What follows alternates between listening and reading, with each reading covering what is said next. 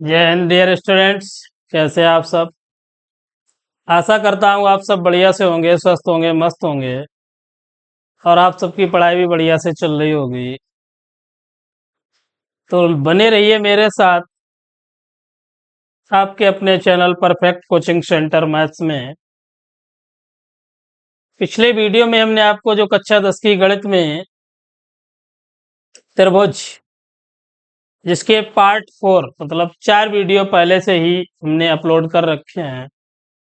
आज का ये आपका 5वां वीडियो है। तो पहले वीडियो में हमने आपको त्रिभुज के बारे में, त्रिभुज की संरचना और किक त्रिभुज के प्रकार वो सभी बताए थे। इसके बाद में आपकी एक्सरसाइज 6A, 6B, 6C और 6D आज रहेगी, जिसमें सबसे पहले आपको एक प्रमेय और प्रमेय के अनुसार जो भी आपके क्वेश्चंस हैं एक्सरसाइज 6D में, उन सभी का अध्ययन करेंगे आज के वीडियो में। तो बने रहिए मेरे साथ। आज का ये सेशन कुछ अलग हटके होने वाला है, जिसमें आपकी प्रमेय जो एग्जाम में पूछी जा सकती है, इम्पोर्टेंट प्रमेय है आने वाले बोर्ड एग्जाम के लिए। और अगर आपको किसी प्रकार की कहीं पर कोई समस्या आ रही है मैथ्स में, तो आपको हमने बता रखा है पहले से ही कि जो भी वीडियोज पड़े हैं आपके एक्सरसाइज 1, 2, 3, 4, 5, 6 तक, उन सब की हमने अपने चैनल पर एक प्लेलिस्ट बना रखी है। तो आप प्लेलिस्ट पे जाके उन सभी से अध्ययन कर सकते हैं। फिर भी अगर कोई समस्या आ रही है तो आप हमारे व्हाट्सएप नंबर 8853243603 उस पर संपर्क कर सकते हैं। तो चलिए देर ना करते हुए चलते हैं पहले सीधे टॉपिक पर। और अगर आप चैनल पर नए हैं तो प्लीज वीडियो लाइक करें, दोस्तों को शेयर करें और सब्सक्राइब करें। चलिए सीधे अपने टॉपिक पर चल रहे हैं।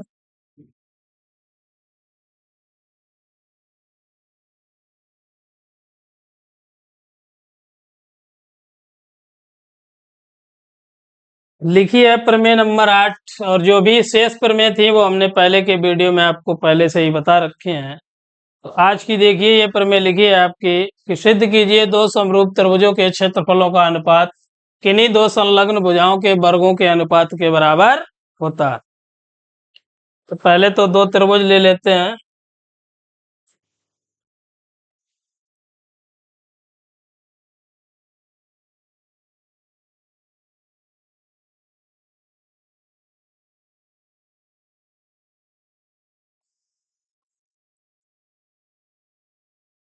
दो त्रिभुज ले लिए, इनका नामकरण बाद में करेंगे, पहले चलिए नामकरण ही कर देते हैं। एक ए है आपका, बी है और ये सी, और इसे भी कुछ मान लीजिए। ये आपका ए बी सी, इसे पी क्यू आर मान लीजिए। चलिए पी क्यू आर। तो पहला त्रिभुज आपका क्या हो गया, ए बी सी। दूसरा हमने ले लिया पी क्यू आर। अब इन दोनों पर एक लंब और डाल लेते हैं।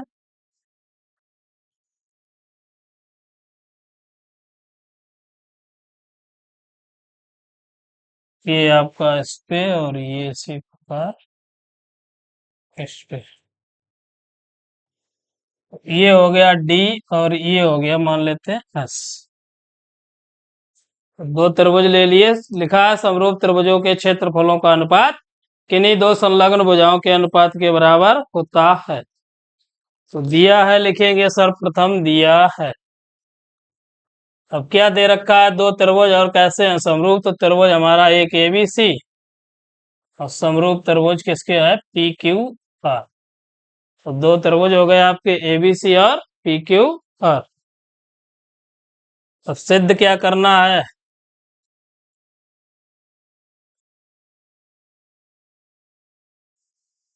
सिद्ध करना है त्रिभुज ए बी सी का क्षेत्रफल अपान त्रिभुज पी क्यू आर का क्षेत्रफल। त्रिभुज एबीसी का क्षेत्रफल अपान में त्रिभुज पी क्यू आर का क्षेत्रफल। अब बराबर में देखिए लिखा है संलग्न भुजाओं के वर्गों का, तो संलग्न भुजाएं पहली है ए बी स्क्वायर, ये क्या आपकी पी क्यू स्क्वायर। इसी प्रकार दूसरी है आपकी कौन सी ए सी स्क्वायर, उधर है पी आर स्क्वायर। अब बराबर में हो जाएगा बी सी स्क्वायर और अपान में क्यू आर स्क्वायर। ये हमें सिद्ध करना है। चलिए उपपत्ति।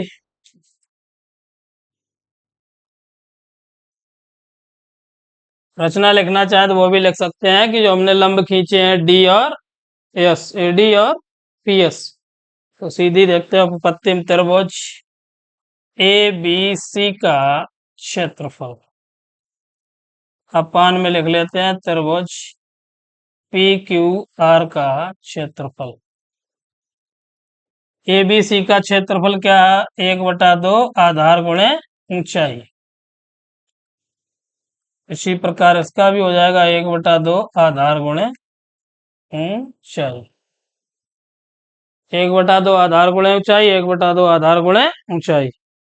1/2 आधार है बी सी और ऊंचाई क्या है डी, सॉरी बी डी। 1/2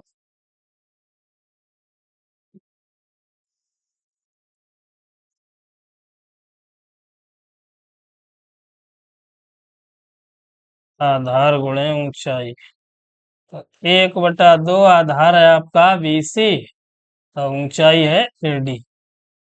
इसी प्रकार इस त्रिभुज में भी देखिए 1/2 आधार है आपका क्यू आर और ऊंचाई क्या है पी एस। 1/2 आधार गुणे ऊंचाई, 1/2 आधार गुणे ऊंचाई। हाँ। अब यहां से देखिए 1/2 से 1/2 कैंसिल, तो क्या बचेगा, देखिए आगे हल करने पर हमें क्या प्राप्त होगा।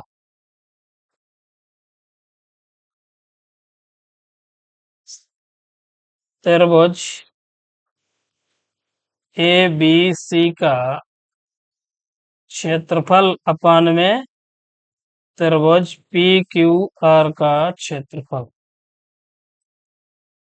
बराबर में क्या हो जाएगा, बी सी गुणे ए डी बटे क्यू आर और गुणे पी एस, यही तो शेष बचेगा।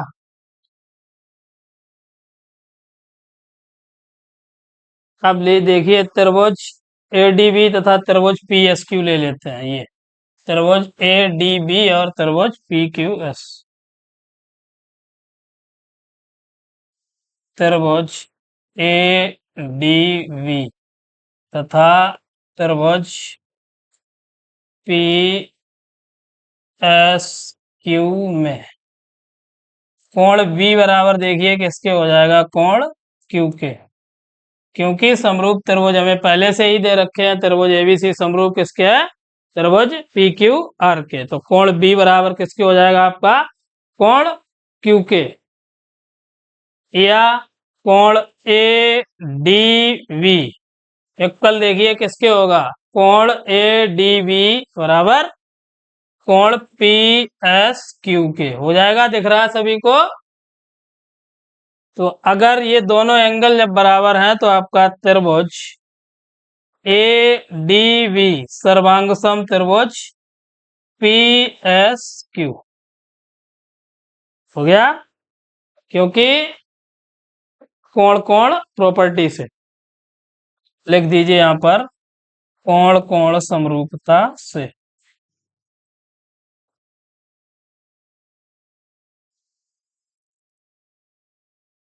कोण कोण समरूपता से। अब जब कोण कोण समरूपता से हमें त्रिभुज सर्वांग सम दिख गए तो एडी अपान क्या हो जाएगा आपका पी एस। देखिए एडी अपान पी एस, क्योंकि संगत त्रिभुजों की या समरूप त्रिभुजों की संगत भुजाएं समानुपाती होती हैं। त्रिभुज हमें पहले से ही समरूप दे रखे हैं, तो एडी अपान क्या हो जाएगा आपका पी एस। इसी प्रकार जो दूसरी भुजा है आपकी एडी अपान पी एस के अलावा A B upon P Q, ये है A B upon P Q, A B upon P Q. या A B upon P Q बराबर B C upon Q R हो जाएगा। देखिए A B upon P Q बराबर आपका B C upon Q R, चित्र से देखिए B C upon Q R और ए बी अपान किसका है, पी क्यू। ठीक है, समझ में आ रहा सभी को। या A D upon P S बराबर क्या लिख सकते हैं, A D upon P S बराबर में लिख जाएगा हमारा B C upon Q R, B C upon Q R. तो पहला A D upon P S बराबर A B upon P Q, A B upon P Q बराबर B C upon Q R, या A D upon P S बराबर B C upon Q are. तीन को तीनों कैसी हो गई, समान हो गई। तो ये आपका जो ये से एक नंबर दे देते हैं, इस वाले समीकरण को हम 2 नंबर दे देंगे। जो भी ए डी अपान पी एस अभी आया इसे क्या देते हैं, 2 नंबर। तो फ्रॉम इक्वेशन 1 एंड 2, पहले ये नोट कर लीजिए, जल्दी से ऊपर ही हल करेंगे इसे हम। चलिए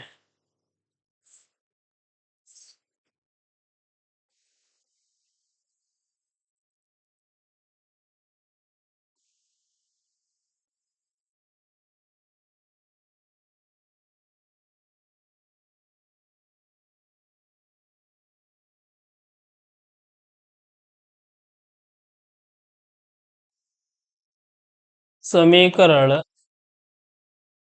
1/2 से हम इक्वेशन 1 एंड 2, तो त्रिभुज ए बी सी का क्षेत्रफल, त्रिभुज ए बी सी का क्षेत्रफल अपान में हो जाएगा त्रिभुज पी क्यू आर का क्षेत्रफल। त्रिभुज एबीसी का क्षेत्रफल अपान त्रिभुज पी क्यू आर का क्षेत्रफल बराबर में हो जाएगा आपका B C upon Q are.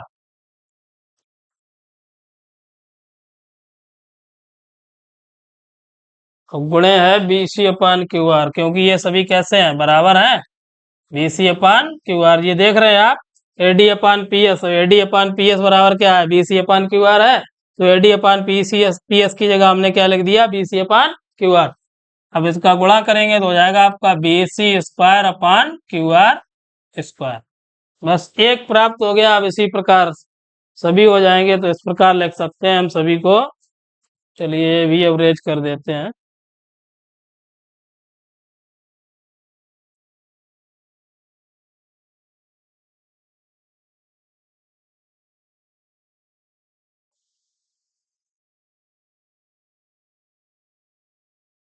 इस प्रकार हम सिद्ध कर सकते हैं,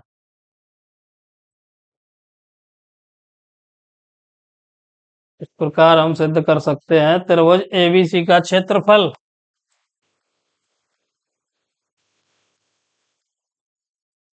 अपान त्रिभुज पी क्यू आर का क्षेत्रफल। अब त्रिभुज ए बी सी का क्षेत्रफल अपान तो ये क्या हो जाएगा, ए बी स्क्वायर अपान में आपका पी क्यू स्क्वायर, इसी के अकॉर्डिंग हो जाएगा ए बी स्क्वायर और अपान पी क्यू स्क्वायर। इसी प्रकार त्रिभुज ए बी सी का क्षेत्रफल, त्रिभुज ए बी सी का क्षेत्रफल अपान त्रिभुज पी क्यू आर का क्षेत्रफल। इसे भी क्या लिख सकते हैं आप, A C square upon P R square, A C square upon P R square. लिए सिद्ध हो गया। ये तीन को तीनों कैसे हो गया आपके, कि अनुपात किन्हीं दो संलग्न भुजाओं के वर्गों के अनुपात के बराबर होता है। करिए जल्दी से नोट।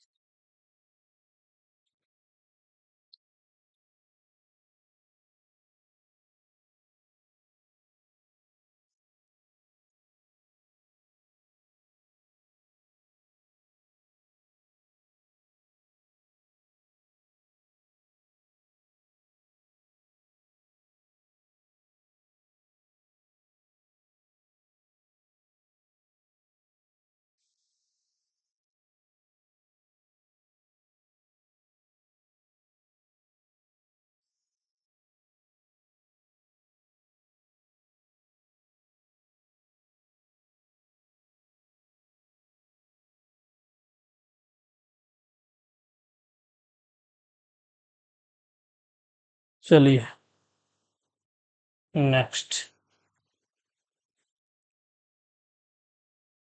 प्रश्नावली जो आपकी 6D लिखा है, दो समरूप त्रिभुजों की भुजाएं 4:9 के अनुपात में हैं। इन त्रिभुजों के क्षेत्रफलों का अनुपात। क्षेत्रफलों का अनुपात पूछा गया है, हमें भुजाएं दे रखी हैं और कैसे है त्रिभुज समरूप। समरूप त्रिभुज दो हैं तो त्रिभुज एक मान लेते हैं। समरूप त्रिभुज एक का क्षेत्रफल अपान समरूप त्रिभुज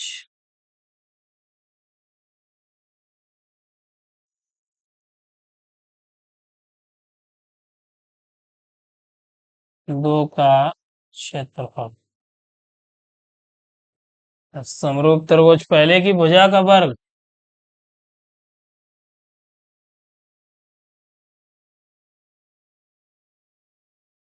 अपान हो जाएगा दूसरे त्रिभुज की भुजा का वर्ग। पहले त्रिभुज की भुजा है 4 और दूसरे की है 9। दोनों का वर्ग करेंगे, 4 चौकू 16 और 9 नेम 81।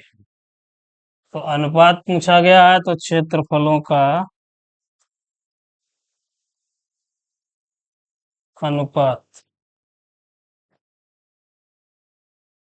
बराबर 16:81। चल कीजिए नोट जल्दी। पूछ लिया जाता है 1 नंबर का सवाल।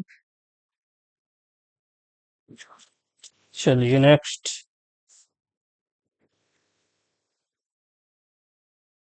अगला देख रहे हैं आप स्क्रीन पे क्या लिखा है। मान लीजिए त्रिभुज एबीसी समरूप त्रिभुज डी एफ है और इनके क्षेत्रफल क्रमशः 64 और 121 है। यदि ई एफ बराबर दे रखा है हमें 15.4 सेंटीमीटर, तो बीसी का मान ज्ञात कीजिए।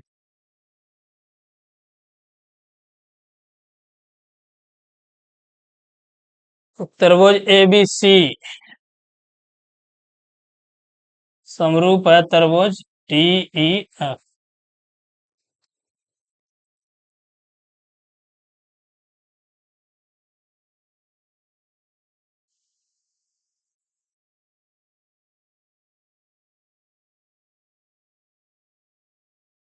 अब देखिए त्रिभुज ए बी सी का क्षेत्रफल अपान में हो जाएगा त्रिभुज डी ई एफ का क्षेत्रफल। तो त्रिभुज ए बी सी का क्षेत्रफल अपान है त्रिभुज डी ई एफ का क्षेत्रफल। तो ये हो जाएगा आपका बी सी का स्क्वायर अपान में ई एफ का स्क्वायर। अब त्रिभुज ए बी सी का क्षेत्रफल कितना है 64, तो दूसरे का कितना है आपका 121। बी सी पता नहीं है हमें और ई एफ का मान 15.4 सेंटीमीटर ये दे रखा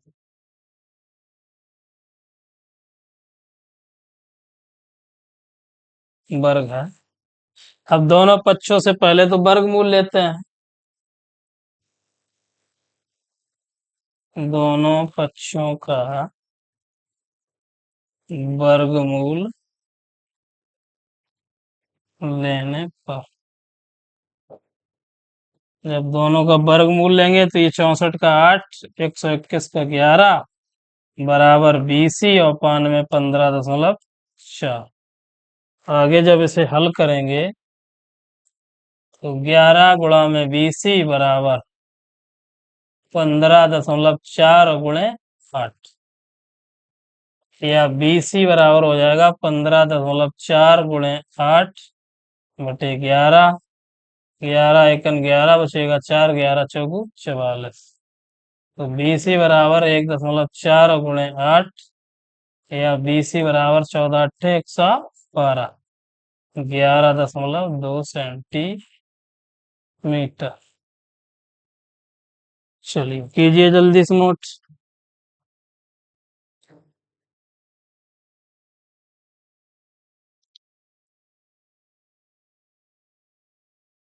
अगर कहीं पर किसी प्रकार की आपको समस्या आ रही है तो आप हमारे नंबर पर सीधे संपर्क कर सकते हैं, या वीडियो में कमेंट बॉक्स में हमें बताएं कि किस इस प्रकार की सर समस्या आ रही है वीडियो देखने में, या अन्य किसी प्रकार की जो न्यूमेरिकल्स हम कर रहे हैं उन्हें समझने में, या हम जो पढ़ा रहे हैं वो समझ में नहीं आ रहा, हमें सजेशन भी दीजिए। हम तो ये जानते हैं कि हमें कोई कुछ बता नहीं रहा तो हम तो अच्छा ही पढ़ा रहे हैं, लेकिन आप भी हमें सजेशन दीजिए कि सर यहाँ पर हमें ये समस्या उत्पन्न हो रही है।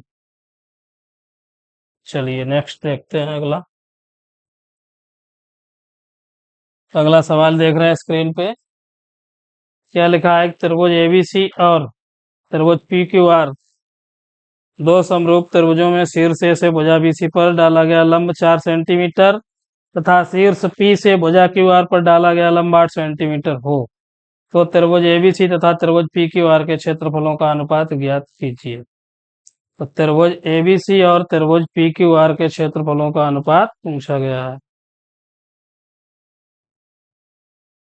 तो त्रिभुज एबीसी और पी क्यू आर, तो बना लेते हैं दो त्रिभुज ही पहले।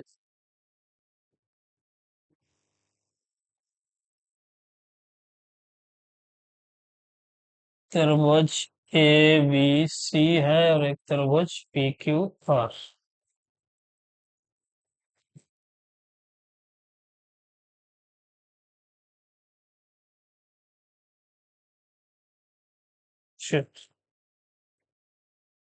ए बी सी और ये डी, पी क्यू आर और ये एस बन गए।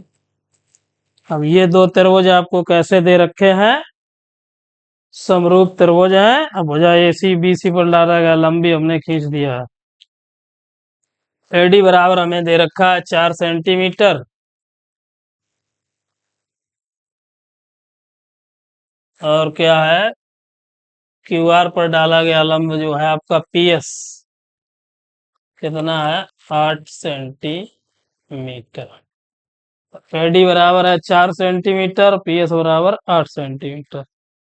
त्रिभुज ए बी सी समरूप दे रखा है त्रिभुज पी क्यू आर के। तो अब क्या लगाना है आपको? त्रिभुज एबीसी का क्षेत्रफल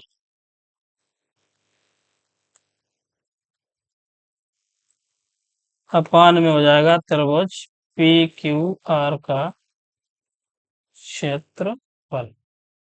त्रिभुज एबीसी का क्षेत्रफल अपान त्रिभुज पी क्यू आर का क्षेत्रफल बराबर में लिख लेते हैं। अभी सिद्ध की थी पर हमें AD square upon P S square, अभी जस्ट हमने इसी वीडियो में। अब एडी का मान हमारे पास कितना है? 4, और पी एस का मान सॉरी 8। तो 4 का वर्ग 16 और 8 का वर्ग हो जाएगा 64। 16 चौकू 64, 1/4 या 1:4 लीजिए। अनुपात हमें जो प्राप्त हुआ क्षेत्रफल में वो 1:4 है।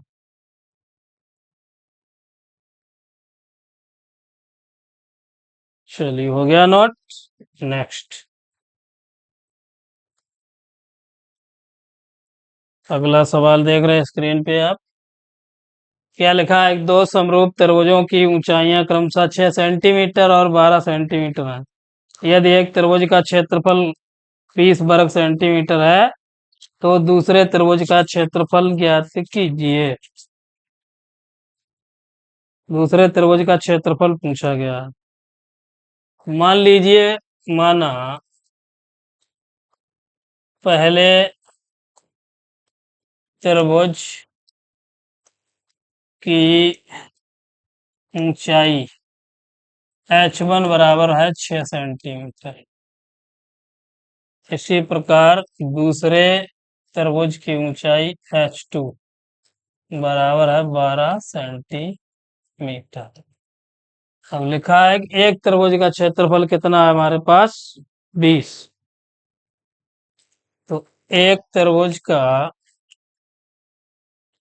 क्षेत्रफल, एक त्रिभुज का क्षेत्रफल बटे दूसरे त्रिभुज का क्षेत्रफल, दूसरे त्रिभुज का क्षेत्रफल एक का है, अब वही साइड का तो h1 स्क्वायर हो जाएगा, दूसरा h2 स्क्वायर। अब h1 का मान कितना है, 6, और h2 का मान आपका 12 है।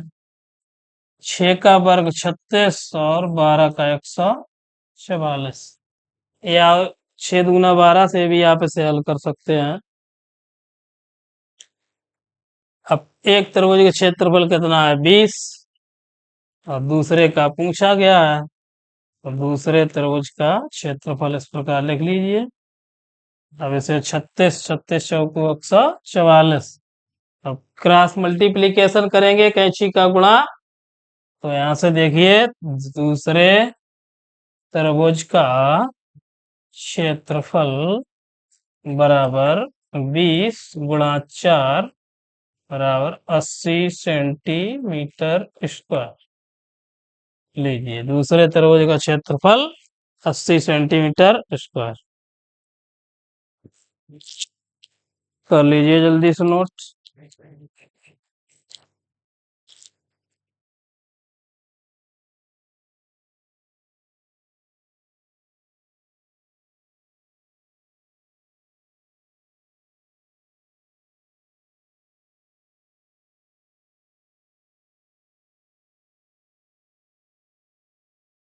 चलिए अगला। दो समरूप समान ऊंचाई वाले त्रिभुजों के क्षेत्रफल क्रमशः 4:9 और 4:3 है के अनुपात में यदि पहले त्रिभुज का आधार 8 सेंटीमीटर, तो दूसरे त्रिभुज का आधार पूछा गया है। चलिए भाई पहले दो त्रिभुज लीजिए,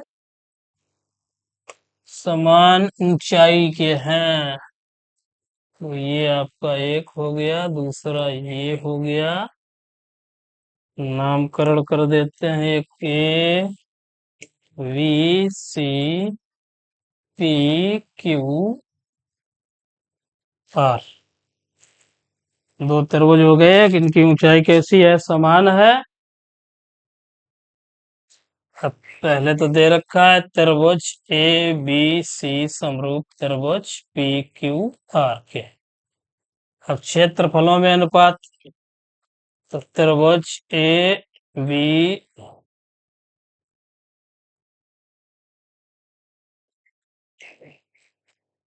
ABC का क्षेत्रफल अपान में त्रिभुज PQR का क्षेत्रफल, और दोनों में अनुपात क्या है, 4:3। यदि पहले त्रिभुज का आधार 8 सेंटीमीटर है, तो दूसरे त्रिभुज का आधार ज्ञात करना है। तो त्रिभुज ABC का क्षेत्रफल अपान में है त्रिभुज PQR का क्षेत्रफल, बराबर में है आधार BC, इसका है QR। इसमें अनुपात दे रखा है 4:3 और आधार BC। पहले त्रिभुज का आधार दे रखा 8, तो QR का हमें मान ज्ञात करना है। QR का मान ज्ञात करना है, तो आगे जब इसे हल करेंगे तो 4 गुणा में आपका QR बराबर हो जाएगा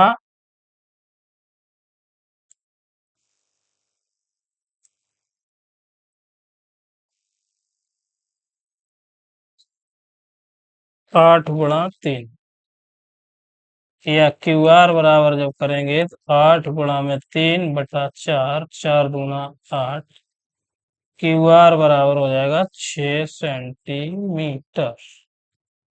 तो QR का मान आ गया हमारे पास 6 सेंटीमीटर। जल्दी से नोट कर लीजिए।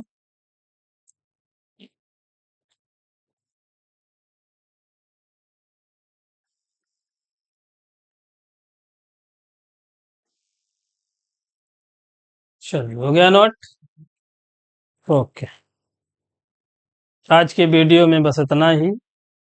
गर्मी अत्यधिक होने के कारण देख रहे हैं आप सभी पारा कितना है, आज तो अपने यहाँ 45.5 46 के लगभग पहुंच गया था।